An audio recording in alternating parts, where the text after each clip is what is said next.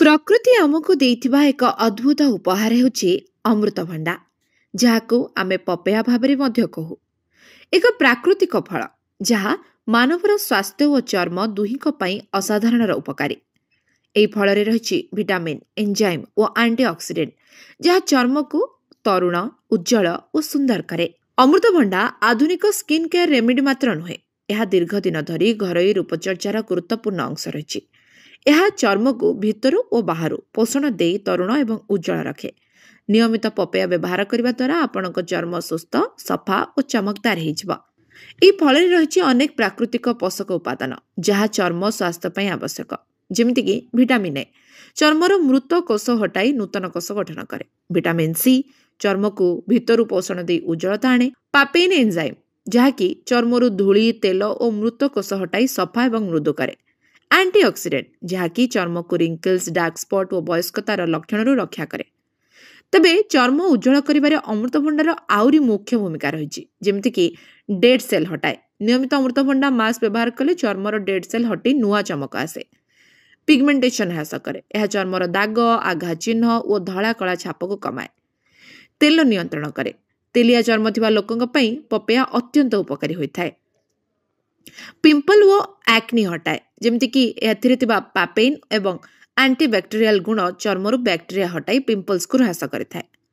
ठीक से भली एंटी एजिंग गुण मध्य रही। नियमित जदि पपेया व्यवहार करेंगे ताले रिंकल्स ह्रास करने सहित आपण चर्म को एंटी एजिंग गुण रे सतेज कर अमृतभंडा। तेबे घरे अमृतभंडार ब्यूटी टिप्स कौन जानतु। प्रथमे तो अमृतभंडा हनीर फेस पैक बने पारिबे। ता सहित गोटे चामच पपेया को ग्राइंड करी पेस्ट करि परिबे। आपण सेतिरे महू एवं लेंबू रस मध्य मिसई पारिबे। तेबे एही पेस्ट को आपण मुहरे लगाइले 15 मिनिट परे धोई दे देखिबे आपण चमड़ा केमिति चमकी उठुछि। अमृतभंडा आउ दहीर पैक 2 चामच अमृतभंडार पेस्ट ता सहित गोटे चामच दही। एही पैक चर्मर टैन हटाई आपण फेस रे ग्लो आनी दब एवं हालुका ठंडापण मध्य भरी दब। ठीक सेमिति अमृतभंडा आउ हलदीर पैक गोटे चामच अमृतभंडा पेस्ट एवं ता सहित 1/4 कप हलदी। यह चर्मर धलापण आनिबो एवं दाग को कम करदब।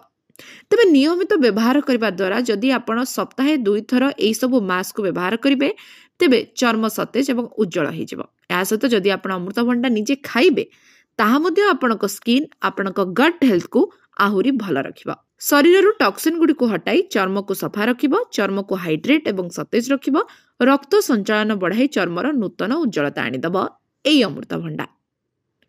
तबे आज ही अमृतभंडा खाइबा आरंभ करंतु एवं एहार उपकारिता को जानी एहाको व्यवहार करंतु।